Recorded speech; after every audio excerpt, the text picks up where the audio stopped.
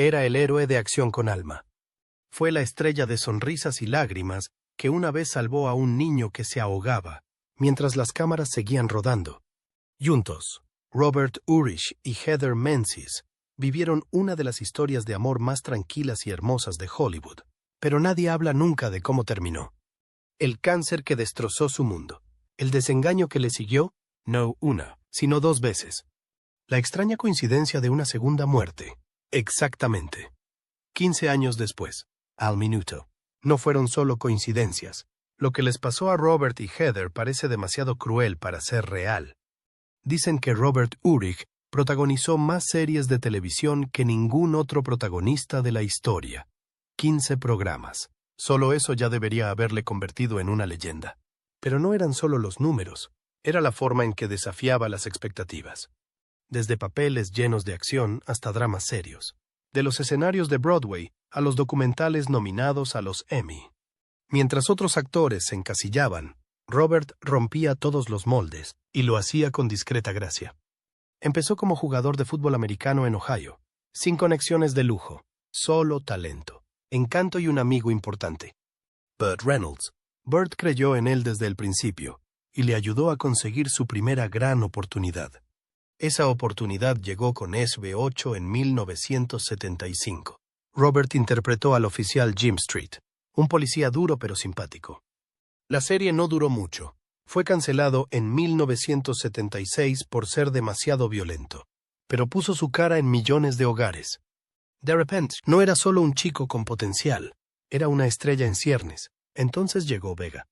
De 1978 a 1981, Robert interpretó a Dan Tanner, un genial detective privado en Las Vegas. No fue solo un éxito. Fue un momento cultural. Conducía un Ford Thunderbird rojo de 1957 por las calles de neón, resolviendo crímenes con una sonrisa y un traje. Ese coche, por cierto, sustituyó a un Corvette amarillo que se quemó en el piloto. Ese T-Bird rojo se convirtió en un icono, al igual que Robert. El papel le valió 2 nominaciones a los Globos de Oro, y lo que es más importante, le convirtió en un símbolo. Hábil, inteligente y de hablar suave. Durante un tiempo, fue la cara del drama en horario de máxima audiencia. Pero Urich no se detuvo allí.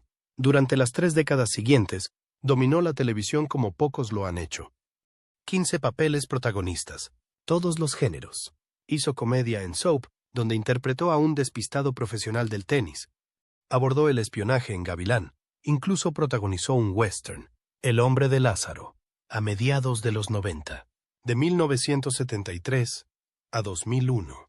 Estuvo en pantalla casi sin parar. Y no se quedaba de brazos cruzados. Seguía arriesgándose, cambiando de marcha, probando cosas nuevas. No se conformaba con ser una estrella de una sola nota. Quería hacerlo todo. Entonces llegó Spencer for Hire. Esto no era solo otro programa de detectives.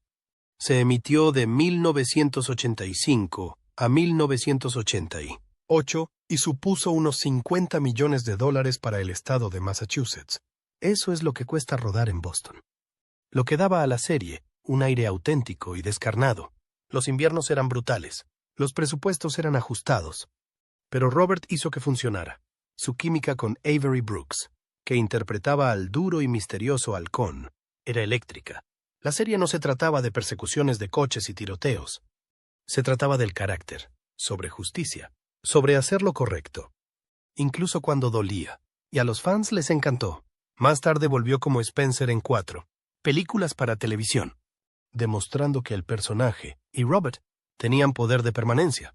Pero justo cuando la gente creía que lo tenía claro, hizo algo que nadie esperaba. Se convirtió en el rostro de National Geographic Explorer. De 1988 a 1995, fue el presentador del programa, que pasó de la TBS a la CNBC y la MSNBC. Su voz se convirtió en el sonido de la maravilla, explicando misterios de las profundidades marinas y civilizaciones antiguas. No se limitaba a leer un guión. Lo decía en serio. Por eso ganó un Cable Ace Award en 1993 y un Emmy en 1992 por narrar terror en nuestras costas, The U-Boat. También fue presentador de On Assignment y ganó otro Cable AC por ello. No eran trabajos desechables. Eran programas serios y respetados. Y Robert demostró que tenía alcance. Podría haber parado ahí y seguir siendo una leyenda. Pero había un acto más. En 2000, mientras luchaba contra un sarcoma de células sinoviales, un cáncer raro y agresivo contra el que llevaba luchando desde 1996, Robert debutó en Broadway. Interpretó a Billy Flynn en Chicago del 5 de enero al 13 de febrero. Ya había interpretado el papel en giras por ciudades como Detroit y Washington, D.C., pero este era el gran escenario. Era el Teatro Schubert, y lo clavó. El público se sorprendió, no solo por su actuación, sino por el hecho de que supiera cantar. Cantar de verdad. Y había algo más. Como dijo más tarde su mujer, le brillaban los ojos cuando salía al escenario. Incluso con la quimio y el agotamiento, iluminaba la sala. Heather Menzies nació en Toronto, el 3 de diciembre de 1949, de padres escoceses que habían huido de los escombros de la Gran Bretaña posterior a la Segunda Guerra Mundial. Su padre era un artista luchador que buscaba un nuevo comienzo. Pero lo que encontraron en Canadá fueron penurias. Estaban arruinados, desplazados y se aferraban a la esperanza. Esta difícil vida de inmigrante dio a Heather algo que Hollywood no podía enseñar. Audacia. Cuando cumplió 14 años, Heather ya había vivido en 4 ciudades de 2 países: Vancouver, Miami, Londres y el sur de California. Cada vez que la carrera artística de su padre fracasaba, la familia hacía las maletas y se mudaba de nuevo. Heather tuvo que aprender nuevos acentos, nuevos sistemas escolares y a hacer amigos rápidamente. Era agotador. Pero toda esa inestabilidad la hizo adaptable. Ya estaba acostumbrada a reinventarse, algo que le sería útil más adelante. Entonces, con solo 14 años y sin ninguna experiencia como actriz, Heather se presentó a un casting que cambiaría su vida. Cientos de chicas se presentaron a la audición de Sonrisas y Lágrimas. La mayoría tenía currículum, agentes y años de formación. Heather solo tenía en su historial un episodio de televisión olvidado, pero tenía algo más. Ella era real. Su encanto natural sobresalía, y así fue como la eligieron para el papel de Louisa Von Trapp. El rodaje no fue solo cantar con glamour en los Alpes. Un momento aterrador estuvo a punto de convertir la película en tragedia. Durante la escena del bote de remos, la barca volcó. La coprotagonista de Heather, Kim Carruth, de 5 años, que interpretaba a la pequeña Gretel, no sabía nadar. Se hundió 2 veces. Las cámaras estaban rodando. Julie Andrews cayó por el lado equivocado. Los miembros de la tripulación se congelaron, pero Heather no. Nadó directamente hacia Kim, tiró de ella y le salvó la vida. Kim tragó tanta agua que enfermó, y más tarde desarrolló un miedo a nadar que le duraría toda la vida. Pero la escena permaneció en la película, y lo que se ve en pantalla es real. Heather rescatando a su compañera de reparto. Cuando Sonrisas y Lágrimas llegó a los cines, el 2 de marzo de 1965, explotó.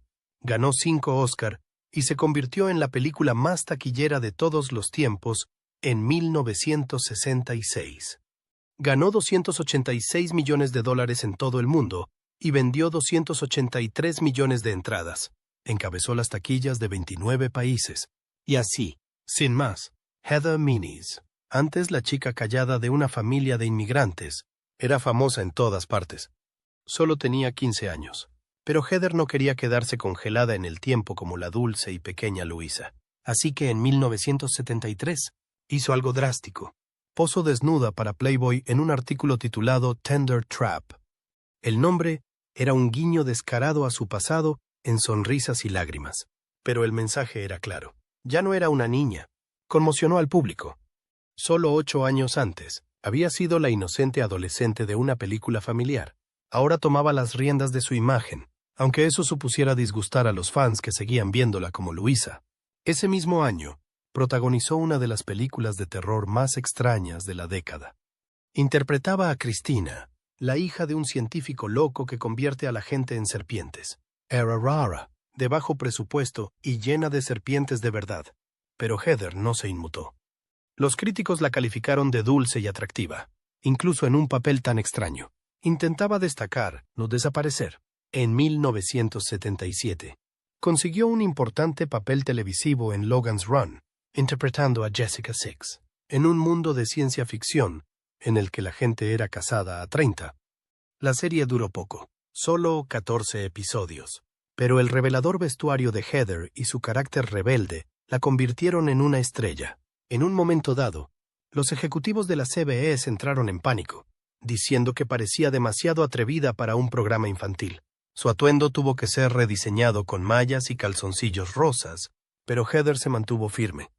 Así era ella ahora. En 1978, protagonizó el mayor éxito de su carrera, Piranha, una película de terror de culto producida por la leyenda del cine de serie B, Roger Corman. El presupuesto era de poco más de $700,000, pero la película recaudó 16 millones. Incluso Steven Spielberg la elogió, y la Universal retiró discretamente una demanda. Heather interpretaba a Maggie McKeown, una valiente buscadora de saltos que dirigía la acción. Su actuación contribuyó a convertir Piranha en un clásico. Robert Urich y Heather Menzies se conocieron fingiendo estar casados en un anuncio de hachís enlatado. Parece una tontería, ¿verdad? Pero aquel momento en el plató en 1974 cambió la vida de ambos para siempre. Heather Menzies tenía 25 años. Acababa de divorciarse e intentaba dejar atrás un matrimonio que no funcionó. Robert Urich tenía 28 años. Estaba en forma. Era encantador y empezaba a despuntar en Hollywood. Estaban rodando un simple anuncio de Levi's, interpretando a un matrimonio, y algo hizo clic. No era solo actuación. La conexión parecía real, tan real que incluso cuando las cámaras dejaron de rodar, el sentimiento no lo hizo. Ese día, fingir estar enamorados se convirtió rápidamente en algo mucho más profundo. No era solo un trabajo, era el comienzo de una historia de amor que duraría 27 años. Robert tampoco era un actor en apuros, estaba al borde del estrellato. Solo un año después, en 1975, SV8 llegó a las pantallas de televisión de todo Estados Unidos y lo convirtió en un nombre muy conocido. Interpretó al agente Jim Street, el tipo duro con corazón, y los fans le adoraron. Pero no fue por casualidad. Robert había trabajado duro para transformar su imagen, pasando de 80 a 80 kilos de músculo macizo para encajar en el molde de héroe de acción. Tenía el aspecto, el carisma y los amigos adecuados. Uno de ellos, Burt Reynolds, incluso le ayudó a conseguir su gran oportunidad. Reynolds convenció al productor Aaron Spelling de darle una oportunidad a Robert. Una audición más tarde, Spelling estaba convencida. Así de fácil. Robert Urich estaba en camino. Heather, mientras tanto, estaba pasando por su propio punto de inflexión. Había sido famosa una vez, muy famosa. Con solo 15 años, interpretó a Louisa Von Trapp en Sonrisas y Lágrimas, una de las películas más emblemáticas de todos los tiempos. Pero el estrellato infantil no dura para siempre. Cuando conoció a Robert, estaba intentando dar el difícil salto de estrella infantil a actriz seria. También se estaba recuperando de un matrimonio de 4 años que comenzó cuando ella tenía solo 20. Y Robert también había estado casado una vez antes, con una novia de la universidad llamada Barbara Rocker. Ese matrimonio terminó en silencio, pero lo dejó cauteloso. Por eso fue tan sorprendente, quizá incluso temerario, que poco más de un año después de conocer a Heather se casara con ella. Se casaron el 21 de noviembre de 1975. ¿Rápido? Absolutamente. Pero todos los que los conocían decían lo mismo. Se sentía bien. Robert contó a sus amigos que supo que Heather era la elegida a las pocas semanas de conocerla. Y no era palabrería de Hollywood, era real. Su romance ardió rápido, pero no fue una aventura. Era el tipo de conexión que no se da a menudo, especialmente en el mundo del espectáculo. Juntos, se convirtieron en algo poco común, una auténtica pareja poderosa de Hollywood sin necesidad de drama. Heather tenía su legado cinematográfico. Robert se estaba convirtiendo en un miembro de la realeza televisiva. En 1978, consiguió el papel protagonista en Vega, una serie policíaca que duró 3 años y le valió 2 nominaciones a los Globos de Oro. Fue entonces cuando se hicieron realmente famosos, no solo por separado, sino juntos. A los fotógrafos les encantaban.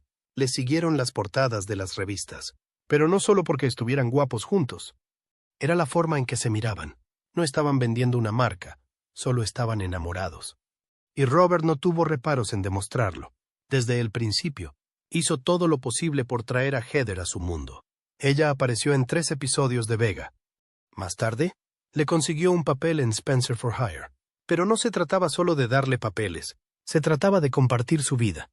Su éxito era su éxito. Y cuando Heather decidió ralentizar su carrera como actriz para centrarse en su familia, Robert la apoyó completamente. Ese tipo de apoyo era casi inaudito en una industria donde el ego suele ganar.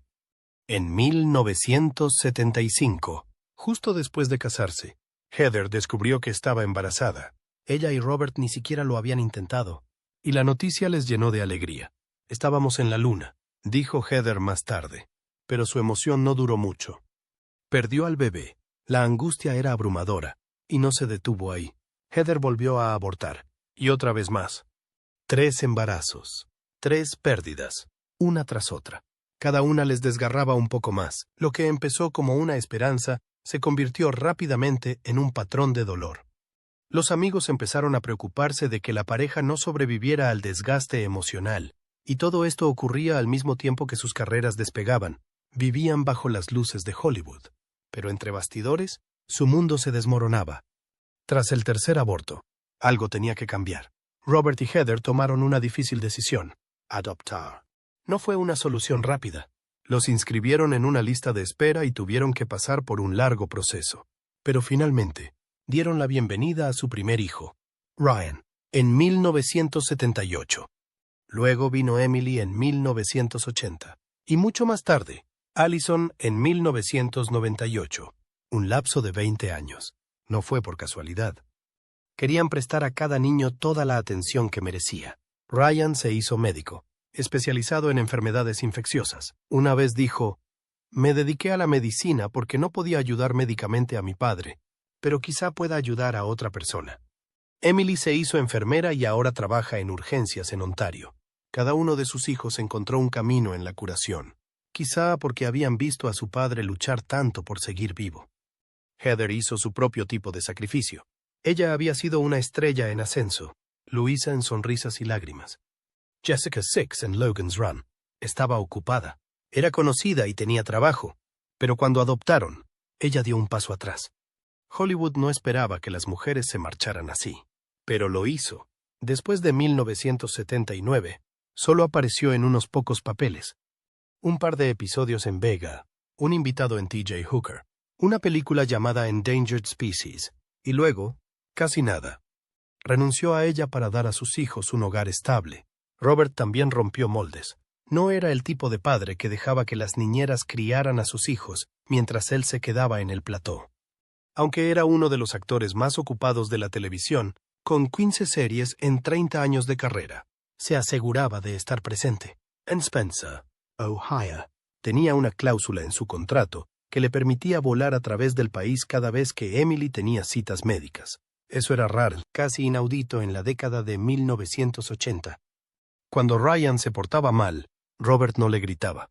Cuando Ryan se portaba mal, Robert no gritaba. Se sentaba en el suelo con él, cara a cara, y le preguntaba qué le pasaba. Quería comprender, no castigar. E incluso en sus últimos días, cuando el cáncer había agotado casi todas sus fuerzas, Robert seguía tirándose al suelo para jugar con su hija menor, Allison, solo 2 días antes de morir. Pero todo cambió en agosto de 1996. Robert acudió a una revisión periódica, pero los médicos descubrieron algo. Era un sarcoma sinovial, un cáncer raro y agresivo que afecta a los tejidos blandos que rodean las articulaciones. Es más común en menores de 30. Robert tenía 49. El cáncer estaba en la ingle. El tratamiento sería brutal: quimio, radiación y múltiples cirugías. Y el momento no podría haber sido peor. Acababa de estrenar una nueva serie, El hombre Lázaro, y se encontraba en el mejor momento de su vida. El diagnóstico golpeó duramente a Hollywood. La serie iba bien y ya se estaba preparando una segunda temporada. Pero a las pocas semanas de conocerse la noticia, Castle Rock Entertainment retiró el proyecto. La decisión sorprendió a todos. Solo se habían emitido 20 de los 22 episodios. 2 episodios terminados se quedaron en la estantería. TNT ya había acordado renovar la serie, lo que hizo aún más chocante la cancelación. En julio de 1996, Los médicos le sometieron a un tratamiento de quimioterapia y radioterapia que se prolongó durante 6 brutales meses.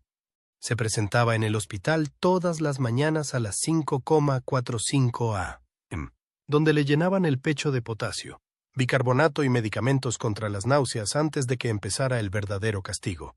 La quimioterapia duraba 4 horas al día durante ciclos de 9 días. Después del 6º día, Robert dijo que sentía como si los productos químicos de la piscina le estuvieran quemando las venas. Intentó distraerse, pero no pudo evitar las náuseas y el dolor. La radiación era aún más intensa. Utilizaron plantillas de plomo para dirigir decenas de millones de radiaciones, miles de veces más potentes que una radiografía normal, al cáncer de la ingle, intentando no destruir todo lo demás. En febrero de 1997 había perdido todo el pelo. Apenas podía respirar y la enfermedad no le abandonaba. No solo luchaba contra el cáncer, luchaba por sobrevivir a la cura. Entonces ocurrió algo milagroso. En octubre de 1997, los cirujanos fueron a extirpar lo que quedaba del tumor. Pero cuando lo abrieron, no había nada. Ni tumor, ni cáncer, ni siquiera tejido muerto. Era como si la enfermedad nunca hubiera estado allí. Robert estaba atónito. Dijo, empecé a preguntarme si alguna vez la había tenido. Los médicos le dieron un 5% de posibilidades de recaída. Por primera vez en años, había una esperanza real. En 1998, Robert fue declarado libre de cáncer. Se convirtió en el portavoz nacional de la Sociedad Americana del Cáncer. Le dijo al mundo, es parte de mi trato que hice con Dios para difundir la palabra que se puede sobrevivir. Empezó a trabajar de nuevo. Se unió al reparto de Love Boat, The Next Wave. 2 años después, cumplió un sueño, actuando en Broadway como Billy Flynn en Chicago. Sintió que la pesadilla por fin había terminado. Robert y su esposa Heather creían que habían vencido a las probabilidades. Con una tasa de curación del 95% prometida por los médicos, empezaron a planificar su futuro. Donó los $125,000 que ganó en ¿Quién quiere ser millonario? A la investigación contra el cáncer. Él y Heather crearon el Fondo Yorick para financiar estudios sobre el sarcoma en la Universidad de Michigan. Viajó por todo el país diciendo a la gente que se sometiera a las pruebas de detección precoz. Incluso empezó a escribir sus memorias, Una vida extraordinaria. Por una vez, parecía que la historia podría acabar en triunfo, pero no fue así. En noviembre de 2001, el cáncer reapareció. Aparecieron nuevos bultos. Al principio, los médicos pensaron que un nuevo medicamento podría combatirla, pero se equivocaron. Esta vez, la enfermedad era más rápida, más fuerte y mucho más agresiva. El tumor original había sido local. Este se había extendido por todas partes. No había cirugía, ni cura, ni más oportunidades. Robert estaba terminando de trabajar en su último programa, la comedia de la NBC Esmeralda. Su carrera como actor terminó cuando la enfermedad comenzó su asalto final. Él y Heather habían creído que estaban a salvo. Habían reconstruido sus vidas, y ahora todo se estaba deshaciendo de nuevo. Solo que esta vez sabían cómo acabaría la historia. El 16 de abril de 2002, a las 7:22 p.m., Robert Hurek exhaló su último suspiro en el Centro Médico Regional de Los Robles, California. Tenía 55 años. Heather y sus 3 hijos adoptivos, Ryan, de 24 años, Emily, de 22, y Allison, de solo 4, estaban a su lado. Hacía solo unos días que había sido hospitalizado por problemas respiratorios. Incluso en sus últimas semanas, había estado trabajando en sus memorias, tratando de dejar algo atrás. La noche antes de morir, su última película para televisión, La Noche del Lobo, se había emitido en cadena nacional. Heather tenía 52 años cuando enviudó. Llevaban 27 años casados. Había estado a su lado en cada operación, en cada ronda de quimioterapia, en cada momento de miedo. Habían perdido hijos por abortos espontáneos. Habían formado una familia mediante la adopción, y ahora ella tenía que enfrentarse al mundo sola. Su dolor era enorme, pero también lo era su fortaleza.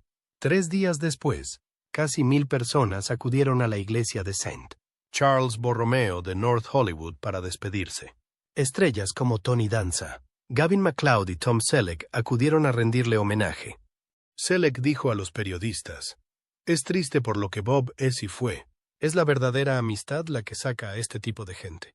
Una foto en blanco y negro de Robert estaba fuera, rodeada de flores. El hombre que había ostentado el récord mundial de protagonizar 15 series de televisión se había ido, pero nadie le olvidaba. Heather no se detuvo. Incluso antes de la muerte de Robert, habían creado un fondo juntos, pero ahora ella lo convirtió en algo más grande. Creó la Fundación Robert Urich. Quería un enfoque más práctico, más actos, más sensibilización, más dinero para investigación. Dirigir la fundación me da energía, dice. Es como todos los días impagables que pasé con Robert. Crió a sus hijos. Siguió trabajando. Convirtió su dolor en un propósito. En noviembre de 2017, a Heather Minis Urich, que en su día había bailado en las pantallas como Louisa Von Trapp en Sonrisas y Lágrimas. Le dijeron que tenía glioblastoma multiforme, uno de los cánceres cerebrales más agresivos y mortales que conoce la medicina. Tenía 68 años. ¿Y lo más cruel?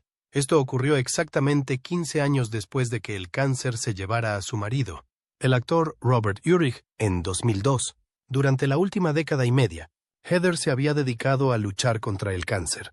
Trabajaba a través de la Fundación Robert Urich, recaudando dinero, ayudando a los pacientes, haciendo todo lo posible para evitar que otras familias sufrieran lo mismo que la suya.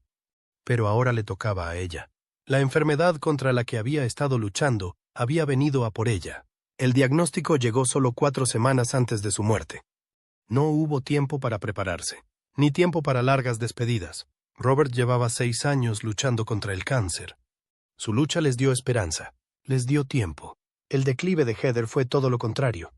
El glioblastoma no espera, se propaga rápido y se cobra más vidas. Su hijo, Ryan Urich, declaró a la prensa que su salud se vino abajo casi inmediatamente después del diagnóstico. No había ninguna ventana para el tratamiento, ni ensayos clínicos de última hora, ninguna oportunidad de organizar el tipo de apoyo que se había pasado la vida dando a los demás. Para quienes la conocían, esto fue especialmente duro de ver. Heather no era solo una actriz, era bailarina, madre, una mujer que se entregaba a cada momento de la vida. Pero en cuestión de días, su voz se suavizó, su energía se desvaneció y desapareció. Sus amigos de Hollywood, algunos de los cuales la conocían desde hacía décadas, apenas tuvieron ocasión de despedirse de ella. Murió en Nochebuena, el 24 de diciembre de 2017, exactamente a las 19:22 h. Estaba en la casa familiar de Frankfurt, Ontario, rodeada de sus 3 hijos. Ryan dijo más tarde que no sentía dolor. Después de casi 4 semanas de luchar contra lo inevitable, simplemente había tenido suficiente. El entorno era a la vez pacífico y simbólico. Nochebuena es tiempo de familia, de calor, de aferrarse a la esperanza. Pero en su caso, se convirtió en el momento en que la perdieron para siempre. Fue un eco inquietante de la muerte de Robert. Él había muerto el 16 de abril de 2002. Heather falleció exactamente 15 años y 8 meses después. La simetría de sus pérdidas no pasó desapercibida, y les esperaba más dolor. Poco más de un año antes, en septiembre de 2016, la familia de Sonrisas y Lágrimas había perdido a otro miembro, Charmian Carr, que interpretaba a Liesel. Ahora, otra hermana Von Trapp había desaparecido. A los fans de la película se les rompió el corazón. La niña que una vez había cantado tan larga despedida había hecho su última reverencia. La declaración de Ryan fue cruda y profundamente personal. No se limitó a anunciar su fallecimiento. Contó exactamente lo que pasó, hasta la hora. Dijo que su madre no sufría ningún dolor, pero después de vivir la vida con tanta energía y pasión, supo cuándo era el momento de dejarlo ir. Ella tomó esa decisión. Dio su último suspiro, no con miedo ni luchando, sino con dignidad. Ryan también se aseguró de que la gente recordara quién era realmente. No solo Louisa Von Trapp, había sido bailarina, actress, luchadora, alguien que eligió pasar sus años ayudando a los demás.